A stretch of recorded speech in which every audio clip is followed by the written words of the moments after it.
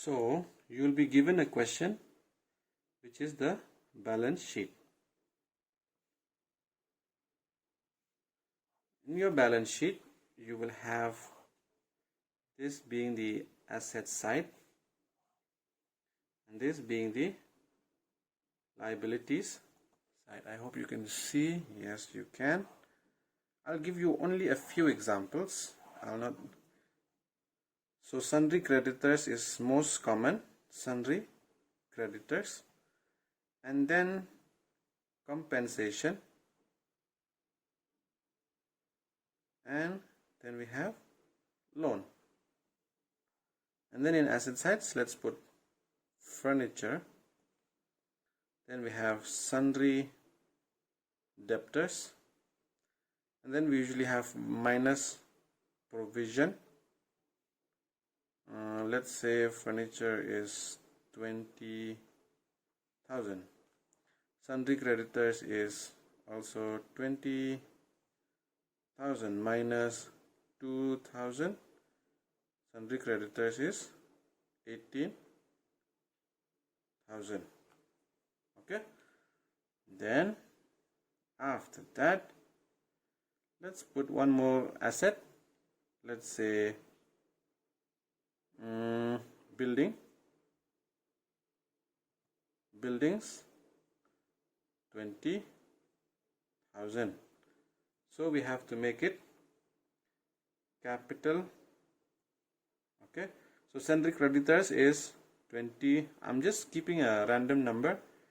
10,000, 30, loan 20, and capital A, B 4,000. This will become 58,000. This will become 58,000. Now this is the question that you have been given. Suppose now when you prepare a realization account, the first thing that you will have to do is this asset will be transferred this side and these liabilities will be transferred this side. So sundry creditors will go this side, sundry creditors. But compensation is a liability, but we cannot write it here. Why? Because compensation is what? Is the money which belongs to the partners A and B. We cannot put it in the realization account. We don't have to pay it back because it is the money which belongs to the owners. To whom do we pay back? We have to pay it back to the partners. So we don't write that in the realization account. What about loan? Loan, we have to pay it back to the bank. So we have to write it down here. Loan. So sundry creditors is 20,000. Loan is 20,000. Okay. Then capital. What about capital? Do we have to write capital here? No. Again, capital belongs to the owners. We don't have to pay back the owners. So we don't write that realization here. And what about assets? Assets, furniture. Furniture, we have to sell it. So suppose they say we sell it only for 10,000. The question says sell it only for 10,000. So instead of writing 20,000, you will write first here 20,000. Please remember, we are supposed to sell it for 10,000. Okay. But now we will bring it as it is. Then sundry creditors. How much is sundry debtors? Sundry debtors. How much is sundry debtors? It is 18,000. Okay. Then how much is building? 20,000. So this is the first thing that you'll have to do.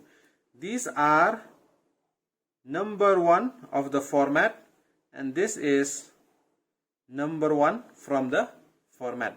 Number 2 of the format. Number 2 is provision. Provision. Now provision is how much? 2,000. So provision is 2,000. So we have to pay this back also. Provision. Okay. So now this is number 2 from the format. Now, when we go to number 3 of the format, in number 3 of the format, you will see by bank or by cash. From where do we get the by bank or by cash? Here. Now, furniture was 20,000. So here we will write by bank. How much did I sell furniture for? 10,000. Sundry debtors 18,000. Building 20,000.